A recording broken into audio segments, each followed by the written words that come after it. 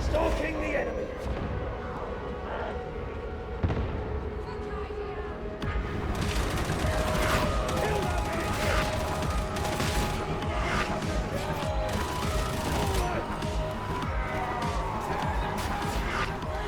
What's up everyone, Kaifus here with another Darktide Veteran Guide for you. Today we're going to be doing things slightly different because there has been a giant new content patch with the Traitor's Curse Part 2. Today we're going to be looking at 3 builds in a more brief fashion with some gameplay playing in the background so you can actually see it in action. So don't worry, we're going to get into all the talent trees and all that good stuff later on in the video, but just a little bit of a teaser. We're doing the Chainsword Zerona Mark II Stub Revolver build. This is not the Fan the Hammer one, I'll talk about that later. We're also going to be doing a Plasma Executioner build and an Infiltrate shovel build. This is more of a melee focused build. But all of these are fantastic. They do really well in Auric Maelstrom and Auric Damnation, and I'm sure that if you do these in the lower difficulties, you are going to be amazed at how quickly you kill things. Before we hop into the actual guide part of the video, I did want to talk briefly about the talents. We're not going to talk too much in depth about it. Basically, nothing above the combat abilities, so Executioner Stance, Voice of Command, and Infiltrate, nothing above these really changed, if at all. So there's no real notable changes in the top part of the tree. But where the big changes happen is in the bottom part of the tree. Now, this is what the veterans I know, and me personally, what I was hoping would happen when the Traitor's Curse Part 1 came out. Fat Shark did an amazing job here. They put a lot of our really powerful talents a lot closer to the top of the tree, which means that they're very accessible for whatever build you want to do. If you want to do a tag Voice of Command build with superiority complex for the extra elite damage, you can actually do that now, whereas before it was just impossible. If you wanted to take tag, superiority complex was way too far down in the tree. Or if you really like the melee style of veteran build, this is Christmas came early for sure, because you can get close orders kill zones super easily now, which synergizes amazingly with Voice of Command. It's 10 seconds, 15% close combat damage, minus 6 seconds for every specialist you kill. It's very, very strong.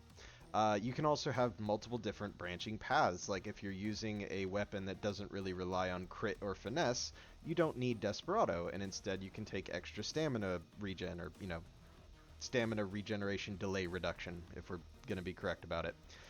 If you're using a fast shooting gun that you want to be able to shred armor, you can go into Onslaught very easily now. You can take Skirmisher to help augment that, where you're sprinting around, running and gunning, going full like bolter mode. Reference to the game, not the weapon in this one. But yeah, anyway, the point being is so many of our talents, it's not like they changed. The numbers didn't get adjusted as far as I can tell very much, but the sheer amount of options we have now is so much better. So with that said, let's go ahead and hop into the guide. We're going to be looking at the Plasma Executioner Stance build first, then we're going to be doing the Revolver, and then finally we're going to end on the Infiltrate Columbus Shovel build. Forgive me for running the shovel in a lot of these, it's just super fun, you'll see why in a second. So without anything else, let's go ahead and hop into the first part of the guide. Running Executioner Stance with the plasma gun has become one of my favorite ways to play veteran. You feel like the heavy weapon specialists of a fire team, throwing super frag grenades and unleashing the cleansing flame of the sun on the filthy heretics. Here's the talents we'll be using today. Feel free to pause and copy them so you can try it out for yourself. I'll leave it up on the screen for a few moments. But there are a few talents that really push this build into one of the top performers. To make ourselves tanky enough to survive while we pour hot plasma death over everything, we're going to be using Close Order Drill, Confirmed Kill, Catch a Breath, and Iron Will. For damage, we're going to be relying on Precision Strikes, Superiority Complex, Bring It Down, Competitive Urge, and our keystone, Focus Target with Focus Fire and Redirect Fire. You can flex out Iron Will and Competitive Urge if you'd like to spend the 2 points elsewhere, but the rest of your talents are going to be working really well in concert. This build makes you a tanky and supremely dangerous veteran, and most importantly, is a ton of fun. Now to go into the weapons, we have the star of the show, our plasma gun. This thing, it's just so much fun. But for the blessings, we're going to be using Gets Hot and Volatile. I wouldn't actually recommend taking Volatile, it's just what I have. I would definitely swap it out for Blaze Away if you're able to. Blaze Away is very, very strong in the current patch, especially with Executioner stance. But yeah, the blessings on the plasma gun don't matter that much. So if you don't have either of those, don't worry about it. Just put whatever you have on it. Really what we need to have is the plus maniac and plus flak damage. These are going to let you hit those breakpoints like one-shotting gunners to the body when you have Executioner stance up, or as you can see, just blasting through ragers. It's not possible if you don't have the plus maniac damage to do that to the Dreg Ragers. It'll take a charged shot rather than a regular shot. But, like I said, the plasma gun blessings are very flexible, so if you don't have either of those, it's totally fine. Run whatever you want. Just put those 2 perks on it. Lastly, you can run Unyielding on it to make it a real boss-killing weapon, but I just don't find it strictly necessary to lose out on the other breakpoints to get that. I mean, we're already doing enough damage to bosses. We're not trying to be a hammer zealot. So yeah, anyway, next up is going to be our melee weapon, which is the Cadia Mark 13G chainsword. That is a mouthful. But this chainsword I think is a lot better than the other one. The moveset takes a little bit of getting used to, but once you get used to it, it's very strong. It absolutely mulches hordes, which is what we need it to do. Our plasma gun's going to kill any elite and special in the game, so we don't need to worry about killing like crushers with our melee weapon.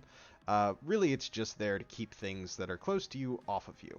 And one of the biggest points of the new Cadia Chainsword is that its push block attack got changed. It's no longer a stab, it's actually a sweep attack that goes like across the screen, and that helps a ton when you're like surrounded by poxwalkers and you just really need to make space for yourself. So yeah, definitely give the Cadia Mark 13G a try. It is a lot of fun, although real star of the show in the future is going to be the shovel. But with that all said, let's get into the revolver. No longer the sexiest revolver around, but still holding a special place in my commissar heart, the Zerona Mark II Stub Revolver. Believe it or not, this weapon and this build are even stronger in the current patch. Here's the talent tree we'll be using. Again, feel free to pause and copy it if you like. The build is mostly the same as the prior patch, but we do have access to a few new tools that we didn't have before. There were a few nerfs to blessing like hand cannon, but being able to reach more talents in our tree more than offsets this. The Zerona is still king when it comes to deleting specials and enemy elites from the game. Once you've built up your stacks of Marksman's Focus, you'll be one-shotting every elite and special in the game. Crushers, only if you shout first, but hey, I'll still take it. I can still say every elite in the game. Additionally, whenever we use voice command, we're going to be gaining 20% weak spot damage from Marksman, 10% damage from For the Emperor, and 15% close combat damage from Close Order's Kill Zone. Stacking all these modifiers makes you an absolute beast in both ranged and melee combat, while still providing useful buffs to your team. You can inspire your team like a true commissar by wading through hordes of enemies and putting down anything the heretics of Tertium can throw at you. The playstyle is very much like a commissar from the lore. You stand back, shouting your orders, aka giving toughness to your team, while popping heads. When the enemy closes, you whip out your favorite melee weapon and deliver your righteous wrath to the enemies of mankind.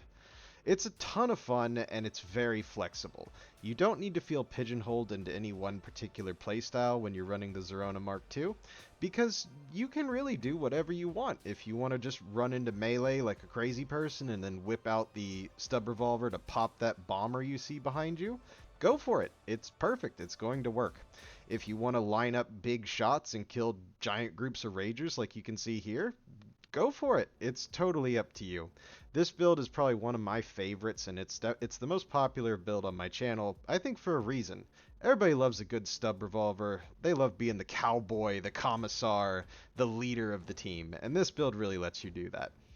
Now for the melee weapon, I'm not going to talk too much about it because, honestly, it doesn't really matter. Run whatever you want. We're not taking any specific talents that make us better at melee, but because of all those modifiers I mentioned earlier, whenever we use voice of command, our melee power goes through the roof. As long as you're hitting things in the head, it doesn't matter. Even if you don't hit things in the head, it kinda still doesn't matter. So yeah, for melee, really, run whatever you want.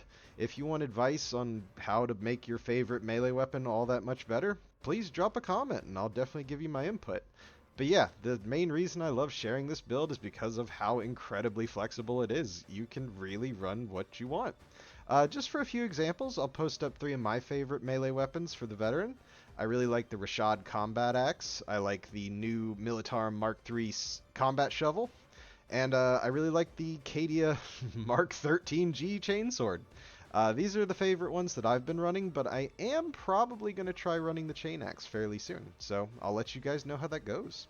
So now that we've covered the revolver, let's hop right into the Infiltrate build. We'll cap this video off with the last combat ability. Finally, we're going to be ending on a supremely fun and frantic Infiltrate build. Every fire team needs a scout, someone who can go behind enemy lines, relay information, and take out key targets before they become a problem. So for today, to accomplish this, we're going to be using this talent tree. As always, feel free to pause and copy if you'd like, and go have fun with it.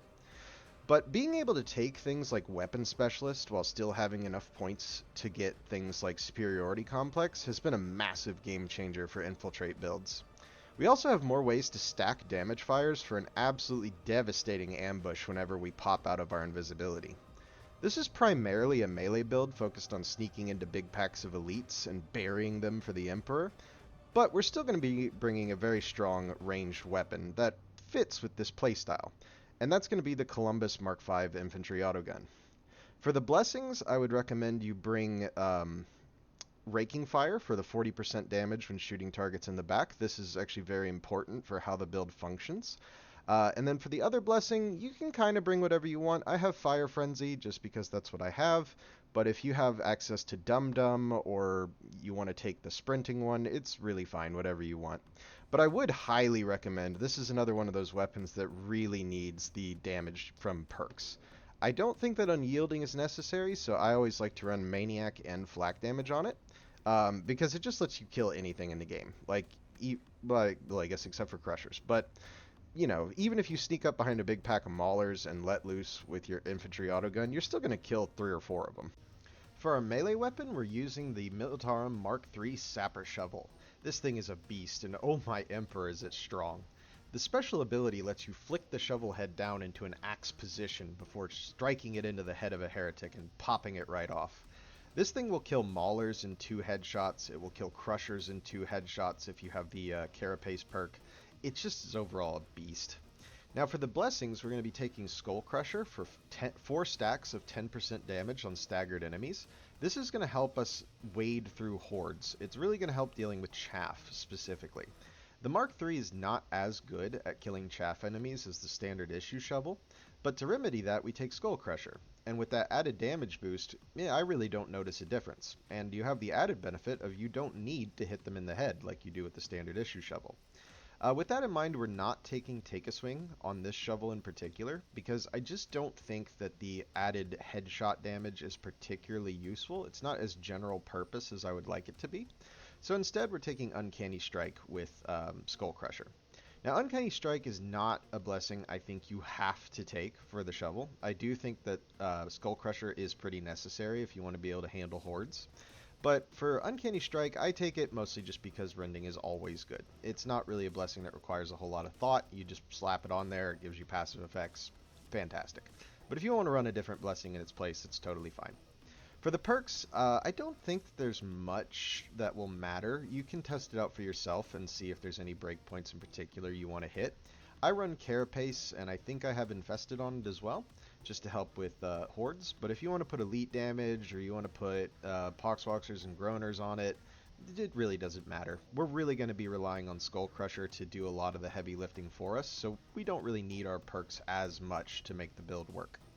So now that we've gone over the weapons and the talents, let's talk briefly about how it plays. So as I mentioned at the start, you're going to act as a scout for your team and a problem solver. That doesn't mean to run off on your own and die like an idiot. But what it does mean is if you see a big pack of elites or a big special spawn happening, you want to go invisible, line up your shot, and just start mowing them down.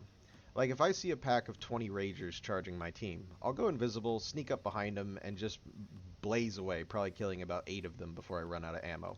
And then when you run out of ammo, switch to your melee weapon and go to town. So anyway, guys, thanks for watching. This has been the guide. Please like, comment, and subscribe, especially if you have any questions or any future builds you'd like to see. We will be going back to my normal format of one build per video, but I wanted to show that in the Traitor's Curse Part 2, veterans with our new trees, our new weapon variants, we just have so many more options than we used to, and we weren't even in a bad space to begin with. So yeah, I hope you guys have fun with any of these builds. Please let me know how you do with them. And yeah, go slay some heretics for the Emperor. Caiaphas, out.